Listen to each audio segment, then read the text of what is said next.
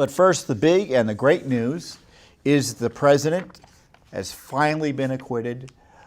This phase of the long national nightmare is over.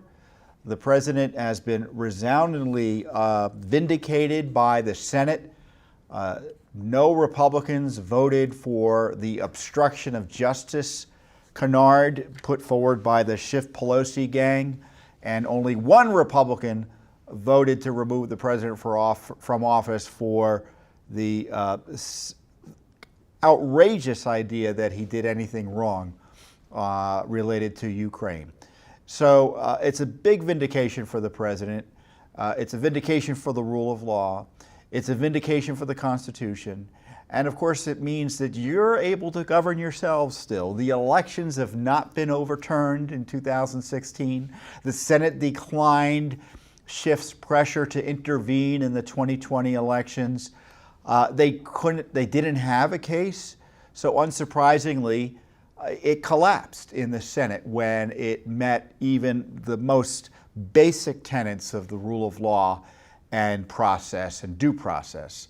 I didn't think the Senate trial was as fair to the president as it could have been and should have been, but it could have been a lot worse. And I want to give credit to the president's defense team for curtailing and stopping Schiff from being able to expand the Senate trial in a way that would further abuse the President of the United States. And great credit also to Senator Mitch McConnell, the majority leader of the Republicans, who, proverbially speaking, herded the cats and also protected the Senate and the Constitution. And again, your right to govern yourselves, your ability to participate in self-government from being further abused by Adam Schiff and company. Now, it was a 3-week trial, which was 3 weeks too long. There should never have been an impeachment, and there should never have been a trial. But the coup has been stopped for now. And the president is right to feel vindicated. But you know what? We all should be outraged. So I'm in one of these situations, and you probably share the president's issues here too, that it's great he's been vindicated, but he's angry and morally justified in being angry over the abuse he has suffered, the abuse his family has suffered, and the abuse this country has suffered as a result by the most radical abuse of power by the House of Representatives since forever. He is in a position now, I would hope, to pursue justice against those who violated the law, abused their offices, both within his administration and in Congress. And I think that's the way he should be thinking about it. I was honored to attend the White House celebration of the president's acquittal. He had that big event this week in the East Room of the White House. And so you go over there, I see a lot of friends from the movement, people who've been supporting the president against this attack on him and the rule of law. You had these members of Congress and the House and the Senate who have tried to and have really put their necks out in many cases defending the president. The president's defense team was there, his cabinet was there, and senior staff was there. And it's a smallish room. It may look big on TV, but you're really packed in. And the president was excited, he was angry, he was upset, and he spoke from the heart about the abuse he suffered and the idea that no other president should suffer this again. And I would suggest the way to make that happen is to ensure that there's accountability for the abuse he suffered. You had the criminal activity in terms of the illegal spying targeting him during the Obama administration and frankly into his administration. You had the abusive Mueller operation that abused and harassed him, even though they knew there was no lawful basis to really pursue anything against him since there was, quote, no Russia collusion. They knew that from the get-go. You had the Justice Department just a few weeks ago disavow 2 of the spy warrants used to target him. It was Carter Page specifically, but it was all about President Trump. So they're disavowing spy warrants, saying they had no basis, further confirming the criminal nature of the spy activity. And then you have Adam Schiff, it looks like, collude with the leaker to try to undermine and destroy President Trump through the the sham impeachment process. And in doing so, he violated the president's civil rights. He violated the civil rights of other Americans. He abused the powers Congress is entrusted by the Constitution and the American people to harass innocent Americans. Tried to remove the president for lawfully defending himself in court. Tried to remove the president for doing his job as president in terms of ferreting out corruption. Abused his office. I'm talking about Schiff and Pelosi now. Abused their offices to try to protect a political ally, Joe Biden, from being investigated. Abused their offices trying to protect the Clinton and Obama gangs from being investigated and prosecuted for the spying I've talked to you about. That's what this is about. It was as much about self-protection and obstruction of justice as it was about removing President Trump from office. And of course, the Democrats, I know there was a big fight about witnesses and whether they're going to get witnesses or not. Look, if they got the witnesses, they were happy. But if they didn't get the witnesses, they were still happy because they still had the abusive trial. Every minute of every day, the Democrats were in the Senate abusing, smearing, and harassing the President of the United States. They were happy to be there. Every minute they were happy to be there.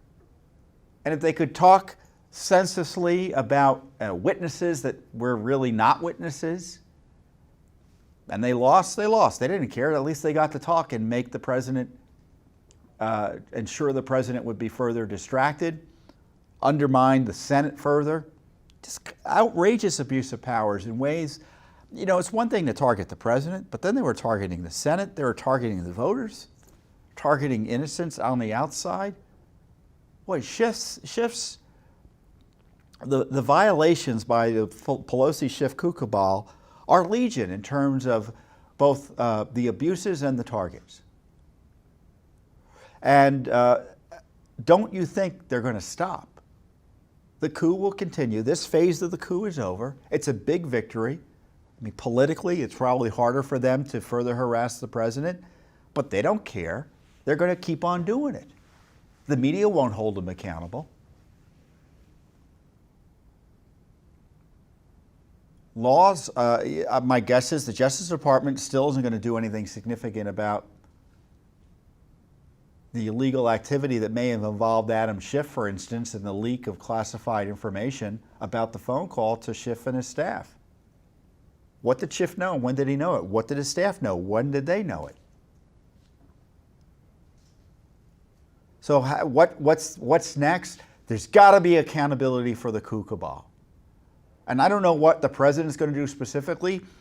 Today, for instance, or this week, it's being announced he's moving Lieutenant Colonel Vindman, or at least someone is in a responsible position, out of the White House finally. Vindman, of course, is implicated in the leaks, was attacking the president in uniform, not on ethical grounds, but on policy grounds. Wildly inappropriate behavior by an officer, in my view. And certainly given his obvious dislike for the president's policies, why was he allowed to remain in the White House? Well, I kind of know, because this is what happens. You make a fake accusation against the president and you're a government bureaucrat, and rather than what should have happened is that there would be an investigation about the conspiracy targeting the president, abusing powers and abusing their positions, everything's frozen because, quote, he's a witness and holding him accountable is obstruction. Well, now that game's over, and so Vindman, thankfully, looks like he's on his way out. The president retweeted 3 of my tweets about Vindman today, which were very critical. One was he shouldn't be anywhere near foreign policy decision-making. He's got to be kicked out, and we got to protect our national security and foreign policy from his machinations. And this tweet was, another tweet is, he was offered the Ukraine defense minister job 3 times. Now, he says he didn't want to, he obviously wasn't going to take it, but isn't that weird? Isn't that odd? Frankly, the Defense Department should have just taken him out as soon as his name popped out or popped up. And of course, he's probably an integral part of the conspiracy against the president. This is what ought to happen. The president should tell the Justice Department or appoint a special counsel directly to investigate the leak of the classified phone call he had with Ukraine. Now, I know it's declassified now, but it wasn't declassified at the time it was being shared internally in the White House. Did anyone with access to that call improperly share it? Now, just because they had classified or they had security clearance, it doesn't mean that they had the right to share the call or use it for improper purposes. When you have access to classified information, it's on a need-to-know basis, and you're not supposed to be sharing and sending the classified information and discussing its contents for improper political purposes. And I think there's strong evidence that's exactly what was going on here. Justice Department should have immediately investigated that. Instead, the president got impeached because of the failures to enforce the rule of law. And I'm not talking about protecting the president politically. I'm talking about protecting the presidency and our national security. You had these Bolton book leaks. It turns out the National Security Council, which is charged with making sure that Bolton doesn't publish anything that's classified, looked at the book and found gobs of classified information, including top-level secret information that's classified. So now we know that book is leaked somehow. You've got to presume classified information was improperly shared, maybe in a criminal way. And as soon as that happened, there should have been a Department of Justice investigation, raids and whatnot, to secure documents and secure information. So there should be criminal investigations into the seditious conspiracy against the president. Yes. Now, Judicial Watch already is doing the heavy lifting. We have a lawsuit against Schiff over his obtaining and publishing the confidential private phone records of the president's lawyers.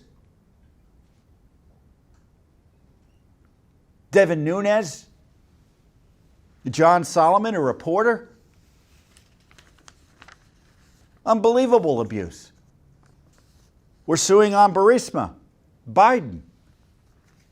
I think we've got 3 lawsuits on the Biden scandals. And of course, we have lawsuits on the so-called whistleblower, trying to get details about what he was up to.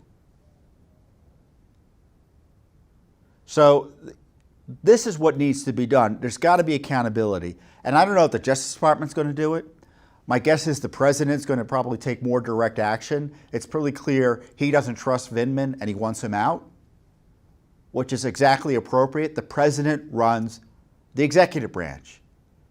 And so much of the attacks on the president have been about trying to prevent him from being president and suggesting that the powers granted to the president under the Constitution, the President Trump is not allowed to use.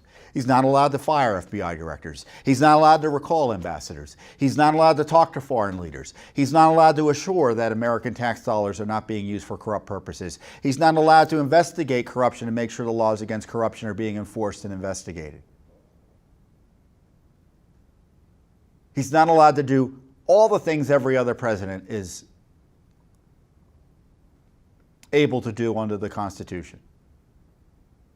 And he's supposed to lay down supine in the face of congressional abuse and tyranny. You know, people say often in judicial, why are you so concerned about this? Because there's never been a corruption scandal like this in American history. The spying and the targeting by multiple government agencies of the Obama administration. And yes, I hold the President, Obama, responsible for that, both practically speaking and generally speaking. Meaning it's not just the buck stops here and he's generally responsible. No, he was in on it. Testimony and the documents show he was in on it. And then it just continued during the Trump administration by appointed and self-appointed paragons of virtue in the bureaucracy who thought they knew better than the President of the United States And if it needed be, they could break laws to try to take him out. They could leak stuff to try to take him out. They could leak things targeting his family, leak things targeting General Flynn, including classified information. The president's not only a crime victim, his family members are crime victims.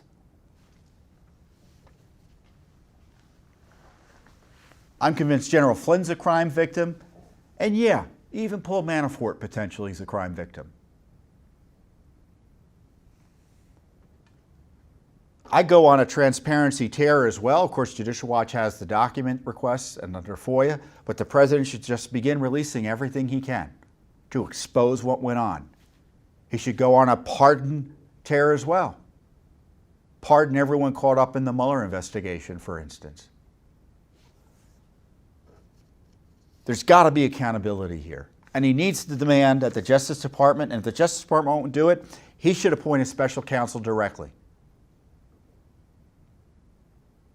The Justice Department is not the end-all and be-all. The president is ultimately responsible here. We elect him. And if his agency isn't doing what it's supposed to be doing or is unable to, I mean, I personally think Attorney General Barr is a lot like President Trump in the sense he wants to do the right thing. He's only got a handful of people there at the Justice Department, which is a locus of evil when it comes to deep state conspiracies and abuses of power.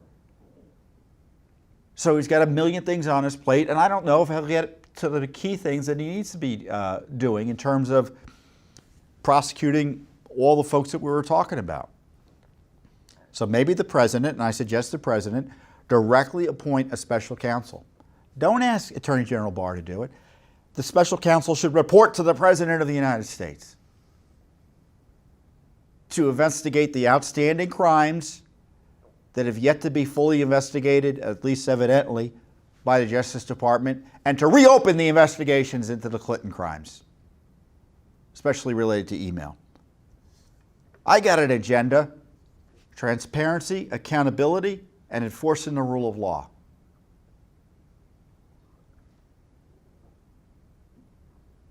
And the Democrats are done in terms of having any credibility in attacking the rule of law here.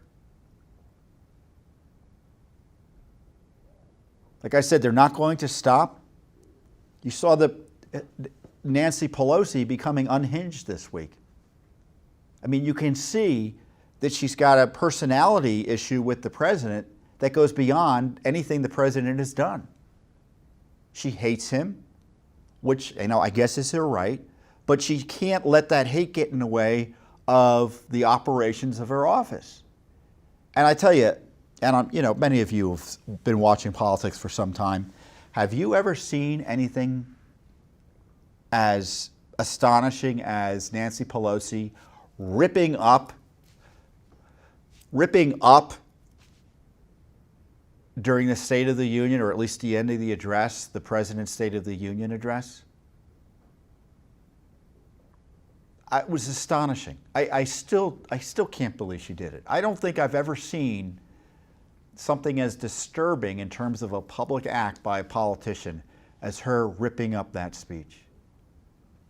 And Matt Gaetz and Congressman, I think Congressman Mike Rogers is his name, he's a former Attorney General in Louisiana, have made credible cases that she may have even broken the law in doing so because it was an official congressional or federal record and she wasn't allowed to rip it up and destroy it. Certainly it was an ethical transgression. There's a basic rule of the House ethics, to a degree they even enforce ethics in the House anymore. And the rule is you must act in a way that reflects credibly in the House. And when you don't, you're in violation of the ethics rules. Basic rule. Do you think that Nancy Pelosi acted in a way that reflects credibly in the House of Representatives?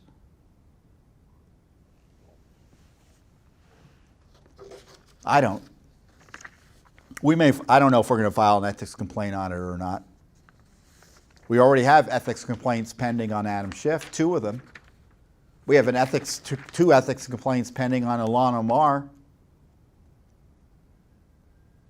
The House is in an ethics crisis, in my view. They've got this corruption by the leadership and key members that is going unaddressed, at least ethically, within the House of Representatives. And so why else would they want, again, another reason to try to impeach the president improperly, distract from your own corruption. So I guess, I'm supposed to be happy the president was acquitted. You know what? I'm still pretty angry he had to go through this. What a waste of tax dollars. And it undermines our national security, the president's ability to conduct foreign relations.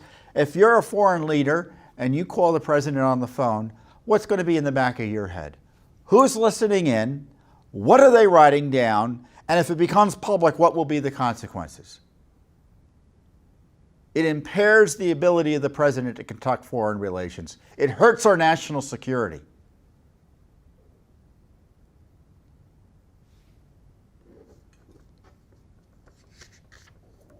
I mean, the obscenity of the Senate voting on removing the President of the United States on the eve of presidential primaries, it's just insane that it was even allowed to happen. There was no crime. There was no near crime. There was no misconduct. There was no evidence that the president did anything wrong. Yet they were able to push this impeachment forward. And the Senate gave them the time of day. Let me just say something about Mitt Romney. He says he did it for the right reasons in trying to remove a sitting president, having the Senate intervene in an election year over that Ukraine call. I tell you, if I were talking to Mitt Romney, and maybe I should call him and tell him this, but if you're in Utah, I suggest you call and tell him this. He doesn't understand what happened to him in 2012.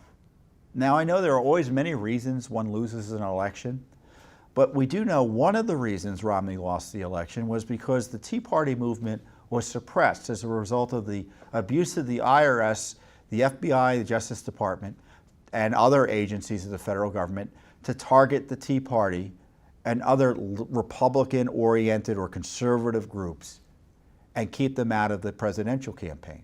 Remember, the Tea Party emerged in 2010, was a significant force, and helped change the House control or congressional control in 2010.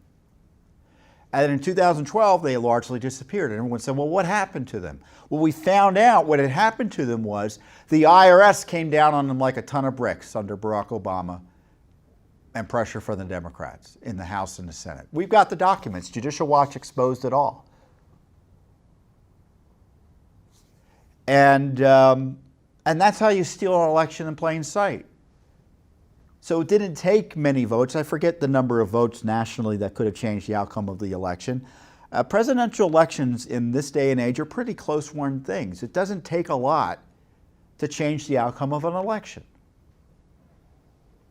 And certainly if the Tea Party was more active, there's a strong argument that Mitt Romney would have been president of the United States and defeated Barack Obama. And yet he lost because of this Obama gang corruption in terms of abusing the IRS to target Obama's political opposition to ensure an election result. That's stealing an election in plain sight. And so it happened in 2000, so they knew, hey, it worked in 2012, so they thought to themselves, I suspect, let's try it again in 2016. We got this Donald Trump, we hate him. We've got Hillary Clinton. We know she's an ethics mess. Oh, and looks like she committed crimes, so we're going to have to cover that up. What do? Let's spy on him secretly. And let's leak that we're spying on him and accuse him of being a Russia agent. Let's see if that affects the election. Oh, we lost. Well, let's keep on pushing on him. Let's undermine him. Let's try to undo the election.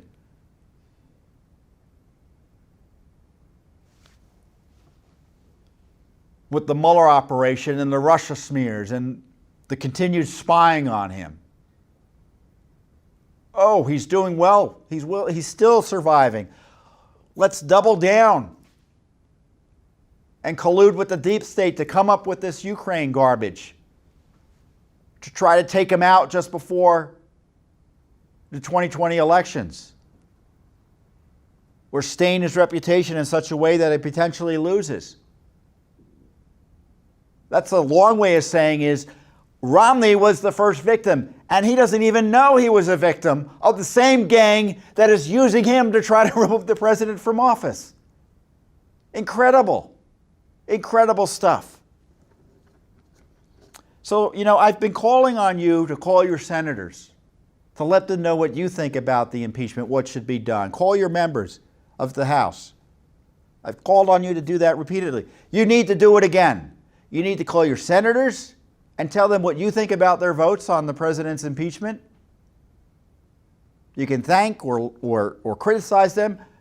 Call them. Call your House members. Tell them to hold the line on the rule of law and to stop the abusive attacks on the on our constitutional system. You can never stop being active because it's not the threat to our republic won't go away. Judicial Watch is in court trying to expose the truth behind it now. You need to support our work, obviously, directly, and you also need to be personally active. So we won the battle, but the war continues. Thanks for tuning in. Be sure to subscribe to our YouTube channel to catch all the latest news from Judicial Watch.